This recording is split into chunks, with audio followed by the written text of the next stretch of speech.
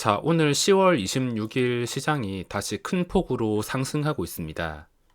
어제 장 끝나고 말씀드린 것처럼 코스피가 좀 좋은 신호를 줬는데 어제 빠지는 척 하다가 빠지지 않고 반등해서 하루 종일 그 반등한 자리를 유지하면서 캔들이 살아난 것은 좋게 생각해서 지수가 이제 안정을 찾아주면서 다시 한번 더 올라가 보겠다라는 신호가 될 수가 있습니다.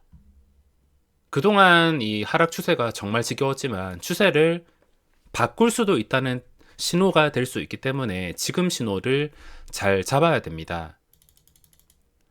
지금 지수는 다시 괜찮은 그림으로 그려지고 있지만 종목별로 봤을 때 이 종목들의 움직임이 좀 너무하다 싶을 정도로 막 나가고 있습니다. 올해 들어서 종목들의 움직임이 가장 까다로운 것 같은데 무서운 종목들이 정말 많습니다. 일단 지금 코스피 대응 방법은 최근에 2983, 쉽게 말해서 3000포인트, 3000포인트를 일시적으로 지켜주겠다는 의지를 보이고 있습니다. 제가 하락하기 전에도 말씀드렸다시피 만약에 여기서 코스피가 떨어진다 하더라도 일시적으로 뭔가 상징적인 3000포인트는 일시적으로 지켜줄 수 있다. 이렇게 말씀을 드렸는데 현재 3000포인트를 지켜주고 있으며 이제는 종가 기준으로 3000포인트를 지켜주냐, 좀 최악의 상황으로 2980 정도를 깨지 않고 마감한다면 언제라도 상승이 나올 수가 있습니다. 어제 찍었던 저점만 기억한다면 코스피가 종가 기준으로 이렇게 또 그림을 망치지 않는다면 지금은 좋아질 가능성이 높겠구나, 이렇게 생각을 할 수가 있습니다. 자, 그렇다면 지수가 다시 안정을 찾고 좋아진다고 가정했을 때 어떤 종목을 사야 될지 많이 헷갈리실 겁니다. 지금 시장에서는 분명히 대박나는 종목들과 올라가는 종목들이 있긴 있는데 종목들의 움직임이 정말 지독합니다. 욕 나올 정도로 종목들의 움직임이 정말 지독하게 움직이고 있는데 뭐 상위 종목 대충 보더라도 위메이드는 저세상 종목이기 때문에 이거는 도저히 매매를 할 수가 없습니다. 한국 BNC처럼 언제 폭탄을 투하할지는 알 수가 없기 때문에 고점에서 반토막의 주인공이 되기 싫어서라도 절대 이걸 접근을 할 수가 없습니다. 만약에 20만원, 30만원 간다 하더라도 별 관심은 없습니다. 오늘 우리 기술 투자, 저는 우리 기술 투자하면 생각나는 게 뭐냐면 이거는 잘 나가다가 한 방에 폭탄 투하하는 종목이다, 이 생각밖에 나지 않습니다. 그 전에 좀 올라오긴 했지만 이 종목을 한 번이라도 보시면 아시겠지만 잘 나가다가 폭탄 투하하고 빠지면 끝까지 빠지고, 그리고 누구나 아는 재료 비트코인으로 갭상승하고 빠지고, 패턴이 항상 한결같습니다.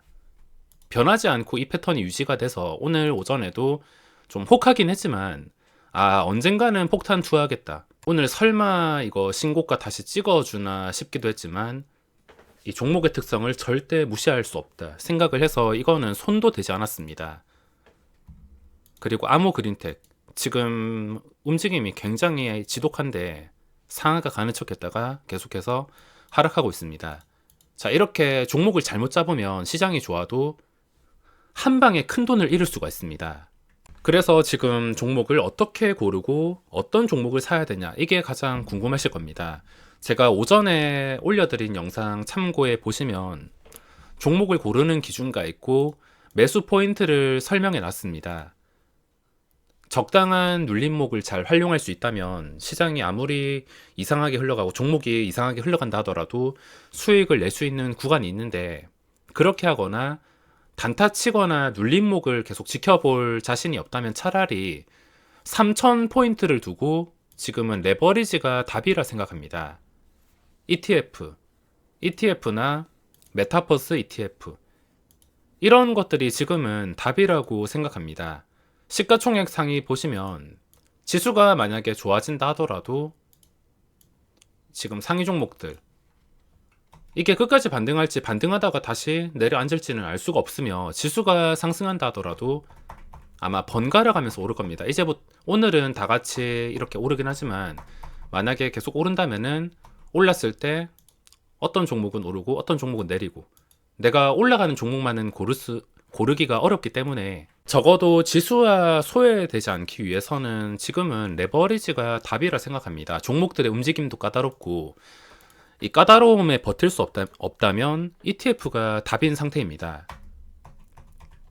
지금 이 종목들 들어간다 하더라도 비싼 거래세로 마이너스로 시작하기 때문에 차라리 ETF가 훨씬 더 나을 거라고 생각합니다.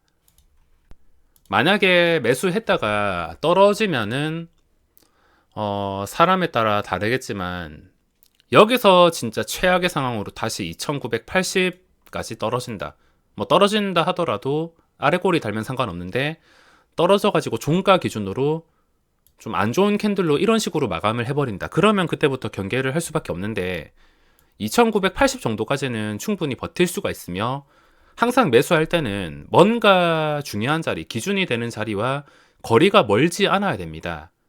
지금 거리가 막 멀어져 가지고 3150 이렇게 되면은 2983을 보고 결정을 할 수가 없는데 아직은 멀어지지 않았습니다.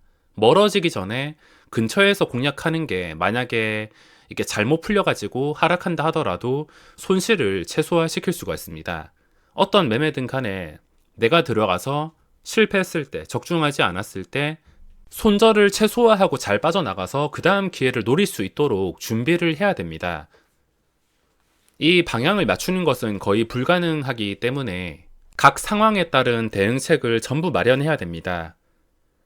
자, 그리고 오늘 맥쿼리 인프라 이 정도면은 연속 상한가 수준인데 3일 연속 1%대 급등이 나오고 있습니다.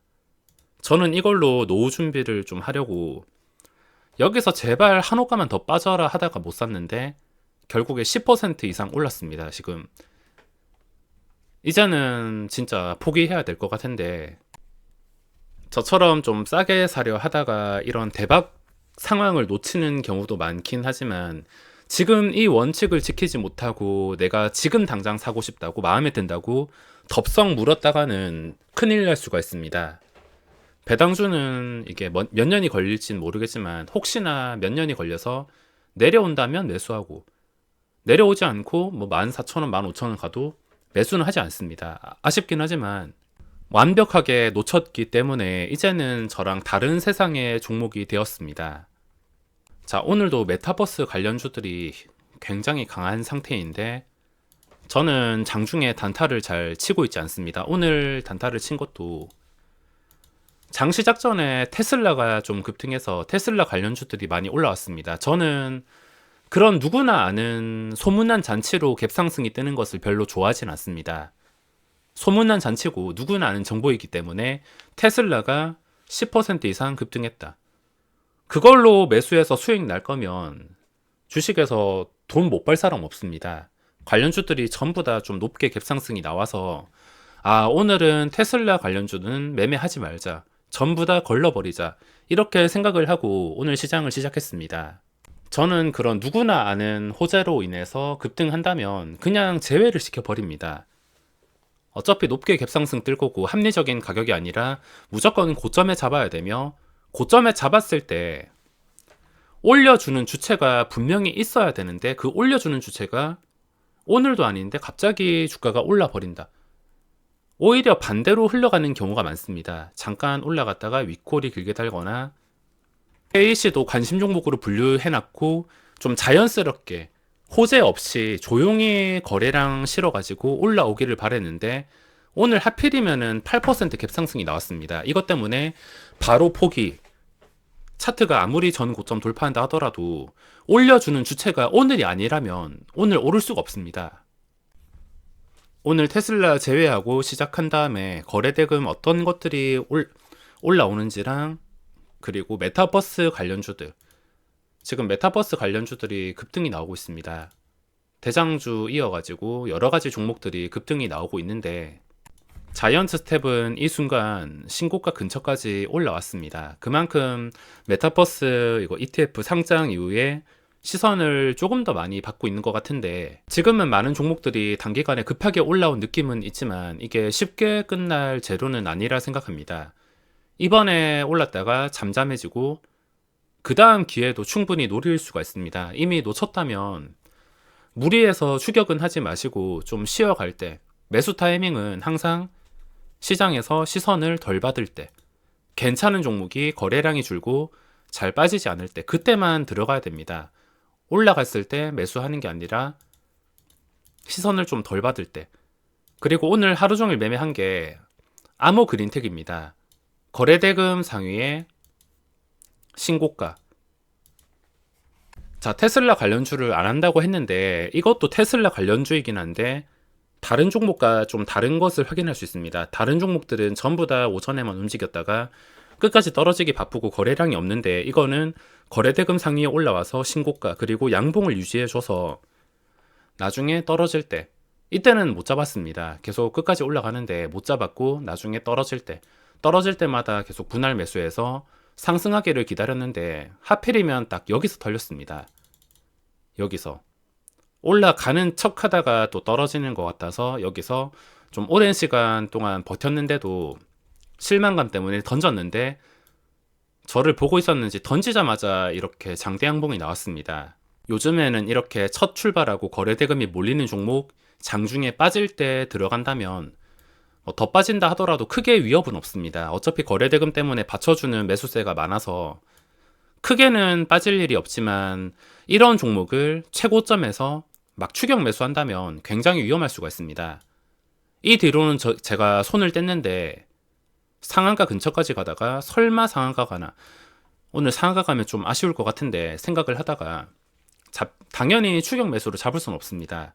근데 고점 대비 지금 10%가 아무렇지 않게 날아갔습니다. 떨어질 때 사다가 시세가 한번 나올 때 바로 수익을 챙기는 게 요즘은 가장 안전한 것 같습니다. 떨어질 때 매수해서 손실 봐봤자 이 구간에서는 손실이 2, 3%를 넘어가지 않는데 2%도 잘 넘어가지 않습니다. 손실 봐봤자 2%, 많이 봐봤자 3%인데 고점 따라가다가 잘못 물리면 요즘에 10%가 아무렇지 않게 날아갑니다. 우리 기술 투자도 마찬가지. 이거는 아예 매매를 하지 않았지만 고점에서 잘못 잡으면 10%가 아무렇지 않게 날아갑니다. 아마 당분간은 계속 이렇게 매매를 할 것 같은데 예전에는 신고가 종목들 추격도 많이 하긴 했지만 올라가다가 어떤 그림에서 매매를 했냐면 예전에는 양봉 뜨고 난 다음에 눌리면서 상승이 잠깐 식을 때 이런 위치에서 예전에는 많이 들어가서 수익을 거뒀는데 요즘에는 이게 잘 통하지 않고 통한다 하더라도 엄청난 위험을 감수해야 됩니다. 오늘 펄어비스도 8.7%까지 올랐다가 윗꼬리가 길게 달리고 있는데 요즘 종목들 무빙이 너무 어렵습니다. 그 믿었던 K카도 지금 기간의 쌍끌이 매도로 추정되는 이 매도 물량 때문인지 기간이 계속 매도를 하는지 오늘 그 전에 고점을 지켜주지 못하고 내려오고 있습니다. 잘 나가다가도 갑자기 장대 음봉, 올라가다가 윗꼬리 길게. 종목에 지쳤다면 지금은 ETF가 답인 것 같습니다. 그럼 오늘 영상은 여기서 마무리하겠습니다.